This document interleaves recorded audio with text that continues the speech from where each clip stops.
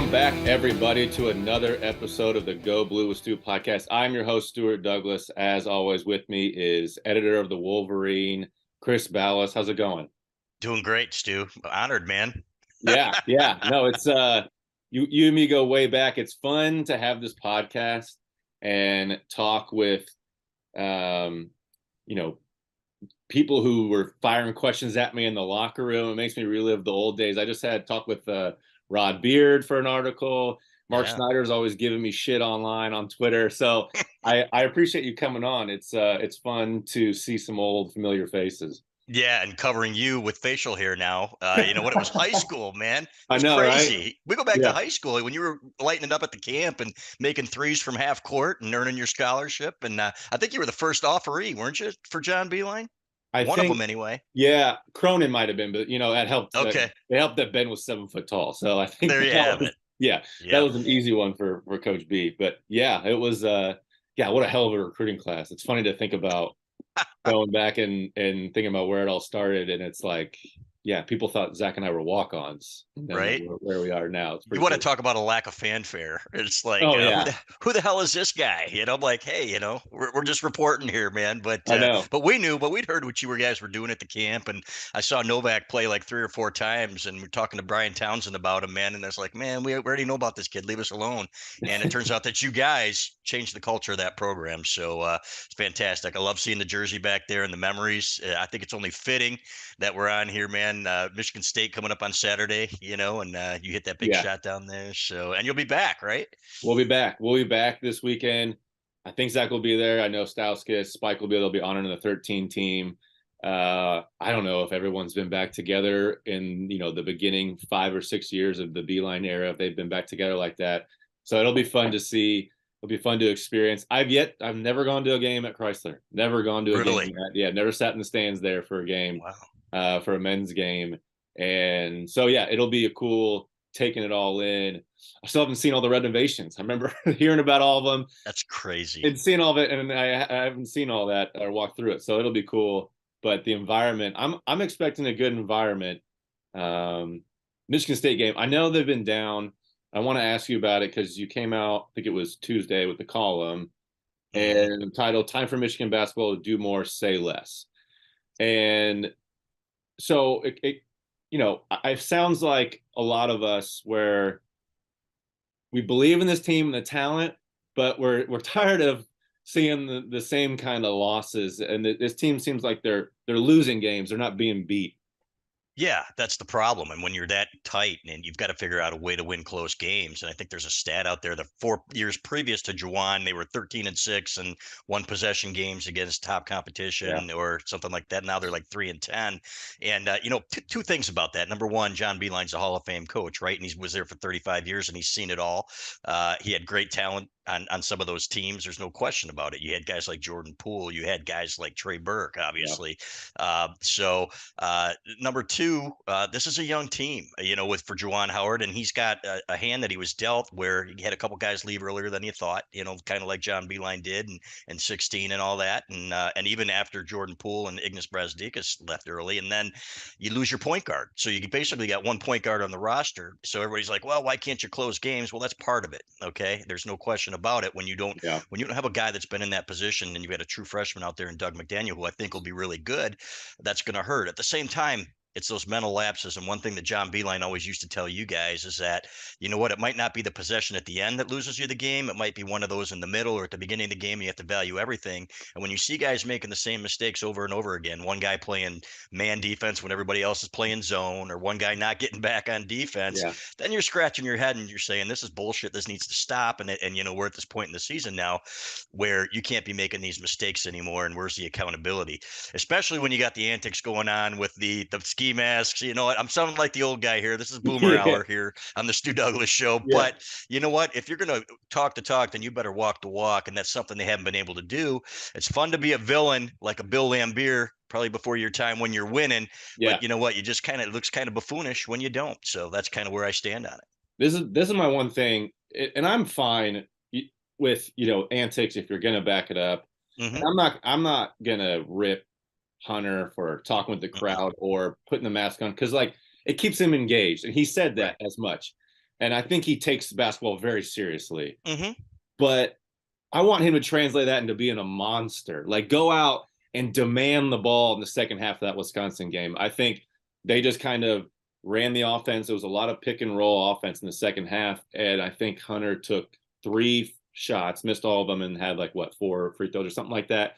Yeah. You gotta be, if you're gonna do that, go get the ball. If you're gonna steal a win, it's gonna be on your shoulders. The All-American, right, the oldest player on the team, captain, like, you go get it. And I think there's been a weird regress with him where he was demanding the ball more last year. Even his freshman year, I think he was demanding the ball more. Yes. Yep. So I think I don't know what's going on there, but they just have this like untapped potential there.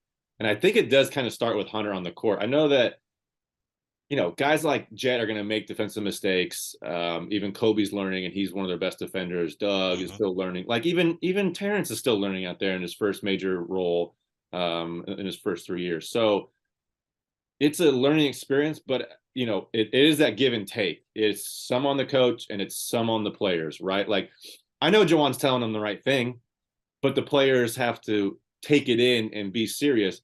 And at the same time, Juwan has to then turn around and be like, okay, are they taking it in? So it's this constant cycle. But I think it does start with Hunter. And I'm fine with the antics, but go be a monster then. Like, you want to talk it, like, go, even if you go 8 for 25, fine, you tried. Like, you gave it your all, being, what you've talked about, So I don't know. It's I want to see him like really dig deep and just go crazy. Dominate. Yeah. And we know that he can. We saw it his freshman year. He's missed more buckets around the hoop this year than I think he did his freshman year. And of course he's getting more attention, but to one of your points, it's funny what you said. You know how Wisconsin is with their back cuts and their picks and the ball punches and everything else. But you've got to be dialed in that whole game. It was like a layup drill early in that game. And you know what? And they had gone over that in practice. It was funny because somebody that was at one of their warm-ups or their walkthroughs said they practiced one of those sets and 15 times knowing it was coming, and 5 times, Wisconsin sets a pick, somebody's open and they score. So how do you blame the coaches for that? At some point, these kids have to lock in and say, hey, we got to do what they're telling us to do. So at the same time, there needs to be accountability. And there was a game earlier in the year, I think it was Northwestern, when Jet Howard came out and had a terrible turnover, walked back on defense, and he sat for 10 minutes. And they pulled away. I think they won by 15 on the road, which was a huge win for them. So you need that accountability too. Somebody from the Athletics said, it was an assistant coach from a different team who said, I don't know if it's that Jet's not willing or he's unable to defend, but he doesn't defend. And you know what? I think it's more unwilling at times when you see him out there, because we've seen when he's willing, he can do some decent things out there. But you got to be locked in, and there's got to be accountability when that happens. So it's still a work in progress, which is disappointing because there is talent on this team, and I think there's enough to get to the tournament. But it looks like now we're going to be covering an NIT, if that, unless they turn it around here miraculously here, Stu. Yeah, it is. When you get to a team like Wisconsin, and when we played Northwestern, it was like constant cuts and unique cuts, unique screens and reads. And you weren't comfortable with it until you were a junior, but really very comfortable with it when you were a senior. Like, all right, if me and Zach are going to be defending these 2 guys coming together for the screen, and we know all the different reads, and I know Zach knows it, and I know it, and you get it done. All it takes is one guy forgetting or messing it up, one young guy who hasn't experienced it quite yet. So I think they've looked better. Like, their switching on the perimeter has been so much better in the last month, like night and day better. They've just been so much cleaner, been communicating more. So yeah, it does. It goes back and forth where it's like, okay, we know that Juwan's showing them the sets, but then you got to give them a little leeway to learn.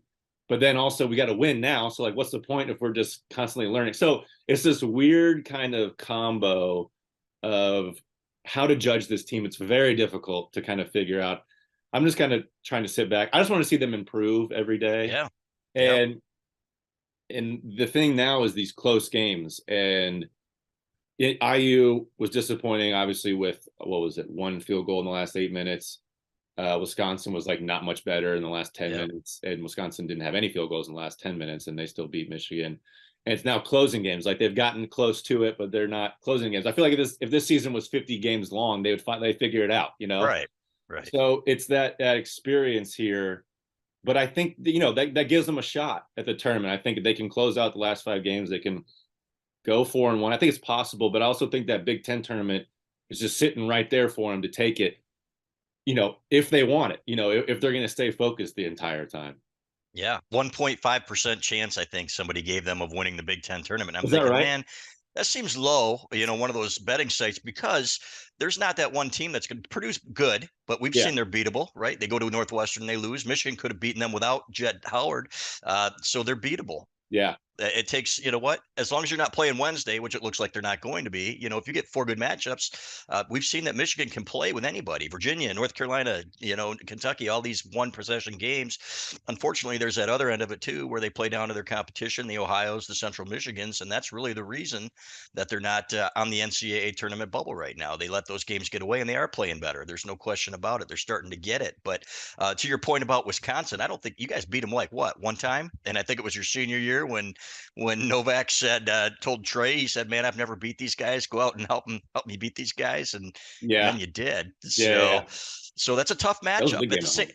it was, but at the same time, you can't give up 15 offensive rebounds to a team that comes in No. 349th in the country in offensive rebound percentage. That's an effort thing, and that should not happen, especially when you're fighting for your NCAA tournament life. I think Indiana kind of took the wind out of their sails a little bit, but you've got to be able to rebound. And I remember one of Beeline's teams losing to Ohio State, and then you're thinking, okay, season's over. They come back, they crush Michigan State, and they go on a tear where they get to the Sweet 16. So you got to be able to put it behind you. They don't have that mentality yet, and I'm not sure that they have the one guy, right, where you can rely on to go get his shot, at the end of those games. I think they want it to be Kobe Buffkin or, like you said, man, Yeah. Hunter Dickinson. Demand that ball, and I don't care where you are or who's on you, take that shot because you're the guy that we want taking that shot.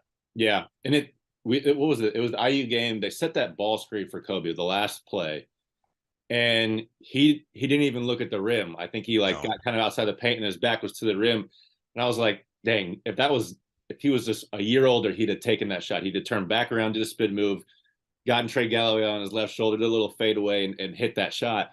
And it's kind of one of those things where they don't know where to turn. And it's, they want to run plays for Jet, but even in that IU game, he had that air ball where he could have curled into the paint and it got a 10-footer. I think it was like the second to last possession or something like that.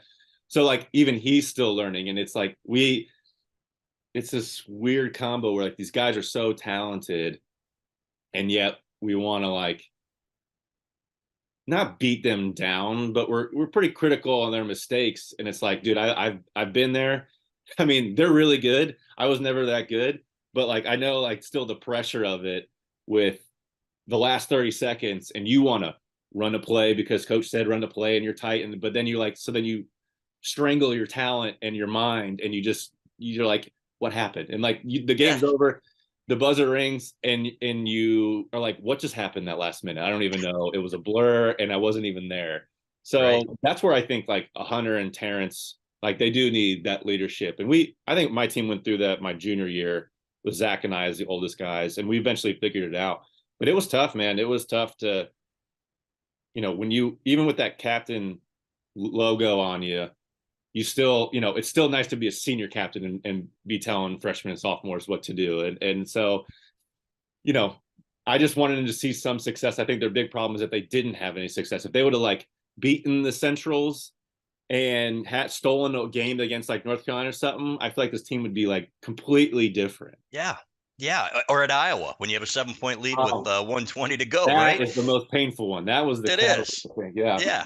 But you've got to learn how to win, right? And even you guys, you know what? It takes like one of the 2 games at Michigan State, the shot you made, you know what? That was the point where, okay, we closed a game when we learned how to win in these tight situations and we know we can do it. Yeah. And it just kind of felt like the doubt crept in there when you talk about Indiana. And it's like, all right, because we were up there on press row thinking, who's getting the ball here? Who do you want to have the ball?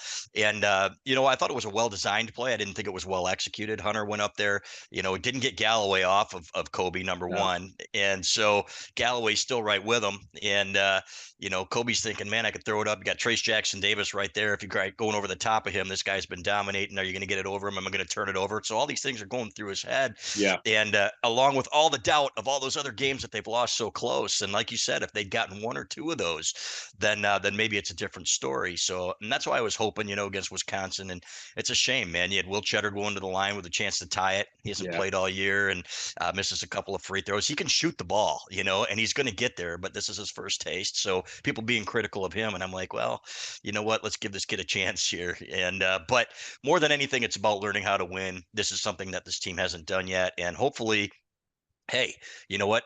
3 tough road games coming up: Rutgers, Indiana, Illinois. If you can figure out a way, even to get one of those on the road, man, going into the Big Ten tournament, because I think it's going to be Big Ten tournament or bust for this team. But Yeah. you get one of those, then hey, you know what? Maybe magic happens in the Big Ten tournament. Yeah. It was funny. I was sitting there watching the game, Wisconsin game, with my wife Chelsea, and Will went to the line, and I was like, "There's no way he makes both of these. Probably misses both." Yeah. And it had nothing to do with Will's talent. It was like he hasn't been in this situation, and that place is rough, and it's a lot of pressure. Just let alone being in your first like starting spot, but especially at Wisconsin and down. It's just I'm like this is crazy. If he makes these, it was crazy, and it didn't look bad. He didn't brick them completely, No. but it's just a tough spot to be critical of a guy like that. And what was I going to mention? Well, I'm curious what you think of Juwan as the guy. There's been, squeaky wheels getting the oil on social media talking about Juwan's coaching and all this. I have my opinions on it, but do you think Juwan is the guy? What have you seen that makes you believe that he is the guy? I think he runs great stuff. You know what? Everybody's like, oh, they don't do anything on offense. And I'm like, man, you haven't been watching the same team that I've been watching over the last 4 years. That's a bunch of crap. I think the more experience he gets in game coaching and with substitutions and things like that, the better he's going to get. You're comparing him. Everybody forgets this is his first head coaching gig. Doesn't mean that he doesn't know basketball, but there is a difference between being an assistant and being a head coach. And everybody thinks it's a pejorative when you say inexperienced and it's not. But you look at John Beilein and all those games that he's been in, he's learned from. Or Tom Izzo. Tom Izzo was dog shit his first couple of years at Michigan State. You know what? And then all of a sudden, you know what? You get in these situations and you learn. I don't think there's any question that Juwan Howard knows X's and O's and that he's committed to it and that he's a good basketball coach. And that doesn't always translate into good seasons. We've seen it with John Beilein too. And everybody gets on me. You hate Juwan. You're so critical. And I'm like, man, I always call him like I see him, and when John lost in, I think it was 2016 to Ohio State at home, and it looked like the program was, tailing off. I said, man, it's now or never. He better turn this shit around. Otherwise you're in trouble. Yeah. And he did, you know what? Because he's got all those years of experience. So I think he's still figuring out roster construction, the number one. Okay. You look at, for example, it got clunky last time with Moussa Diabate and Hunter Dickinson on the floor together. You still got to have more shooters out there. And I think he's, number two, though, in this day and age, it's harder because guys are leaving all the time. If you had Caleb Houston out there and Moussa Diabate, this is a different team. Frankie. And Frankie Collins, who bolts just because you went out and got a portal guy who you needed for depth, but that's what Frankie does. So, you know what, when you're recruiting a kid that's been at 4 different high schools in 4 years, that's going to be a risk. So these are things you learn as a head coach. Yeah, I agree. I think that it's very underrated how hard being a head coach is, let alone your first experience and when you're at such a big program. And then to be tainted by having your first 3 years of success just be so good. And like, listen, Franz and Livers, those two guys, having them on the wing will win you a lot of games. And then when you combine Hunter with that, I mean, like the teams he's had has been incredible. This is a learning experience. I think failing is the best thing you can do to learn. And in game, this isn't a negative. Beilein was a hell of a preparer, right? He game planned like nobody else. In game, there were still times where he was figuring it out and piecing it together. And there were times I'm like, hey, like, can we figure this out? Like, we gotta change the plan. And so it's not easy. Like even the best coaches get in the middle of the game and there's a lot going on, and it's you'll make a mistake, and sometimes that's it could be a first round game and you get upset and that happens, or you figure it out and you go to the Final Four. I don't know. It's a very fickle thing, and I think people don't really appreciate just how hard it is to stay that consistent. But his stuff is really good, man. The Yeah. offense in this past year Yeah. has been incredible. The sets that they've evolved over the last year, I think last year they kind of looked at Hunter a little too much and they just kind of dumped it down. This year they've evolved a lot, and they're still trying to figure it out. I think in the second half against Wisconsin, they reverted back to kind of what was comfortable, and it was some high ball screens. And you get in those situations and these guys trying not to lose a game, right? They're like, oh, we're so close. So the execution goes down, and you say, why would it go down? Like, why would your execution go down? Well, you say, okay, let's run the clock. Let's run the clock a little bit. So those first 15 seconds, you're not running the offense hard because you're not trying to score. That's not good. I think that's just, it's a very natural tendency to have. Oh, hey, kitty. It's a very natural tendency. And you see it all the time, especially in the Big Ten, where like these games grind to a halt at the end and nobody's really playing aggressive. But I think what Michigan doesn't realize is their trick up their sleeve is their talent. And what talent is easy to guard when it's not executing. When talent is executing, good luck, dude. You're not stopping Kobe Buffkin from getting in the paint. And then good luck from there. You're not stopping Hunter burying you from 10 to 5 feet or finding somebody dump it off. Like when you're really sharp is when they're really good. And I think they're figuring that out. I think sometimes they don't realize how good of a team they can be. Right. Yeah, and that confidence, like we talked about, and making those winning plays, you get a taste of it, and then I think it changes everything, and you start getting on a roll. And that's why, man, if they could have pulled out that Indiana game, then you think about that, or the Iowa game, or just one of these. It's like, man, then we've got this whole different conversation going on here. And I really thought the Central Michigan game was good for them, and from the sense that, okay, they came out against Maryland, and I saw a different team than I'd seen the entire year because they were embarrassed and they were playing with a chip on their shoulder. We saw them going over ball screens. We saw Doug McDaniel kicking it up to another gear, which is what Juwan Howard's been challenging him to do. So, but then you just hope that, it continues and it's not just a one-time thing, and you don't have that up and down, which is what we've seen. And, if they could keep it at that one gear and get some of these guys who are going through the motions defensively, if we're going to call it like we see it, on board, then I think that you've got the makings of a team that can compete against anybody in the Big Ten and can win a Big Ten tournament. So are they going to be willing to do that? That's what we're going to find out. So we're going to see what these guys are made of. But there's no question in my mind that they've got a team of winners, guys that are used to winning, that want to win. But sometimes it just takes a little longer to figure it out. Again, like we've seen with some of Beeline's teams in the past too. And yeah, so all this hot seat talk with Juwan Howard is bullshit. I'm sorry. The guy was in the Sweet 16. You could say what you want about the regular season last year, and yeah, it was a little disappointing. Somehow they found a way to win at Ohio State last year without Hunter Dickinson. A great coaching job by Juwan Howard, and then get to the Sweet 16. He's been to an Elite Eight. You know what? Like you said, Franz Wagner, Isaiah Livers, he's going to have to get a couple more guys like that and do a little more work on the recruiting trail or in the portal. But there's no question to me that he runs good stuff and that he can be a winner at a high level in this conference. Yeah, there's just so much to figure out. I mean, I remember I didn't really pay attention at the time, but Beilein being on the hot seat my junior year.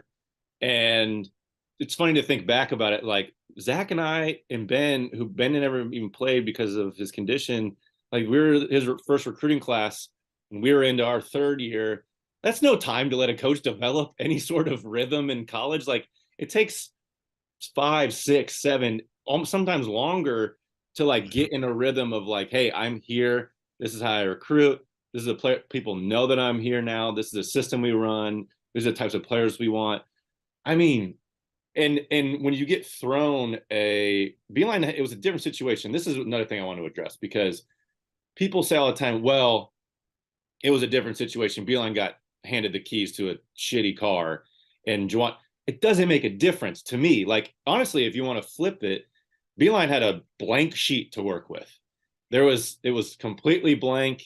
You had no guys that were, you couldn't, you're trying to recruit and you're like, well, Franz and Isaiah are there. So like, I don't want to come because those guys are going to start next year.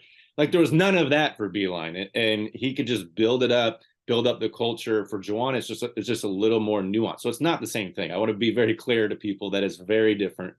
Every situation is different. So yeah, patience. I just want to keep preaching patience, Mm-hmm. and then let's evaluate in a couple years and be like, all right, we gave him time, and it's not like you can't walk away from him, but like Right. I'm all about giving guys a shot when it, that the 10,000 hour rule, which is, pretty bullshit and people found out, but that kind of lesson holds true there. It's like, give them time and then we'll evaluate like a big scope. Like, any study you've ever seen, a medical study, like, oh, that you study it for 3 months. Like, okay, yeah, throw that one out. That's just, it's Right. not possible. No, and you look at I'll go for an example. Go look at Jim Harbaugh. Didn't win a Big Ten Oh championship, God. right? It's the Michigan thing. Yeah. Yeah, and but you know what? There were people that wanted him gone after 2020, and you're thinking, well, you know what? That's kind of a unique season where they're Yeah. not practicing. Half of their team is sitting out, and it's like, are you really going to throw the baby out with the bathwater here? And you know what? You still got who was at least at one time one of the best coaches in football, and he's been close, right? So if you're starting over again, then you're going back to square one. But to Ward Manuel's credit, you know what? He said, okay, we're going to cut the pay, but we're going to stick with him. And like you said, man, all of a sudden here you are. The same thing with Dabo Swinney at Clemson, Yeah. using the football analogy.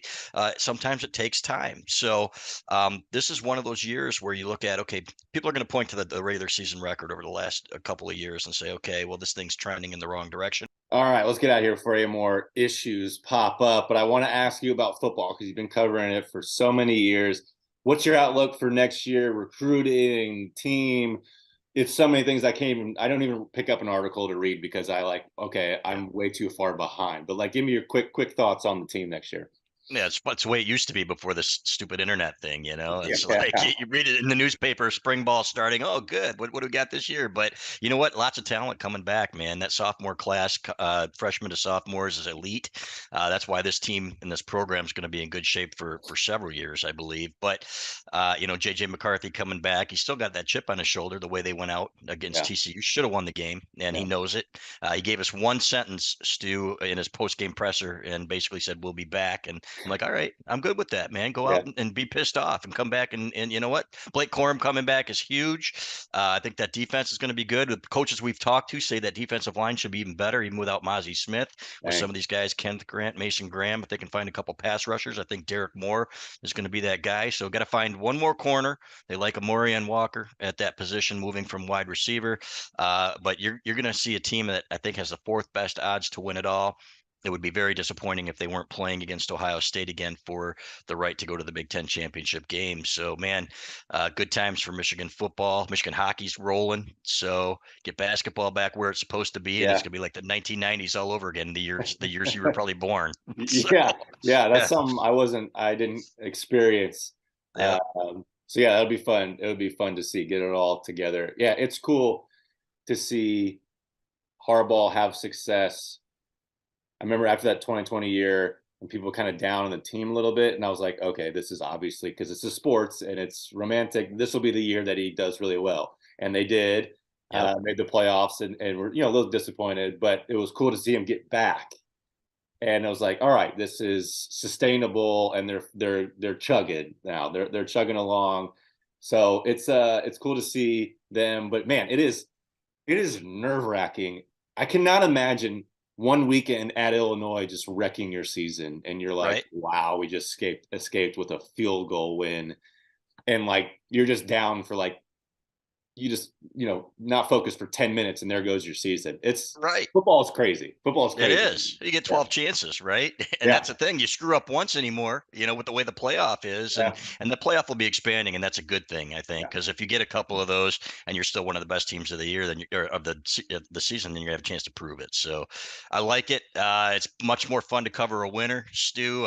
Covering your teams in the Final Four, I'll never forget that first Big Ten championship team and 20 something years, that you guys did yeah. was amazing, and so it's been a lot of fun, man. Hopefully, I got a few left in me. Yeah, no, it's great, and I'm excited to follow along. I literally just subscribed to the website, so Awesome. I'm now a paid subscriber. So congrats on that for having me. But Sweet. I'll be following along, and I really love what you guys do. Yeah, let everybody know where we can check your stuff out. Yeah, the Wolverine.com. Come over and sign up. $29 until football season, and and then I think it's $99 a year after that. So what do they say? The price of a cup of coffee a day, or something like that. Or Yeah, yeah. although coffee's now like $6 at Starbucks or whatever. So I've never whatever. made more coffee at home before work in my entire life. Yeah, it's There you ridiculous. have it. Yep. So I'm excited to have you back too. I don't know if you know, they've got a big mural of your shot. Did you know that, painted on the wall Do against they? Michigan? No, they don't. But Okay, I was like, but I no, think they no. should. Mural. I actually, when you said mural, I should have known, but I was like, a picture. Is there a Yes. picture somewhere? That No. would be sweet. Well, there Yeah, should be, man. Like, yeah, and your jersey hanging in the rafters. You guys did change the culture in all seriousness of that program, and Michigan fans should thank you for that. So, looking forward to seeing you in Novak this weekend, and have a great time, man. yeah. You gonna be there? I'll be there. All right, Absolutely. all right. I'll have Yep. to come say hi. Nancy Absolutely. Douglas will be there, Awesome. I can't wait to so see her. we'll come And say hi. one of the they were so much fun. We used to go out for a couple beers with them. I'm not going to tell you the stories because I don't Yeah, want to ruin your illusions of your mother. Just that's kidding. good. Yeah, So, that's good. Yeah, but just great people, both of them, your mom and your dad. So yeah. They're excited. I'm excited to have them back, and my mom is giddy, so it'll be fun. But awesome. yeah, we'll see you there, Chris. I appreciate you coming on. Maybe we'll have to have you back on next year before football season and talk Be some more great. sports. But yeah, appreciate you. You bet. Thanks, Stu.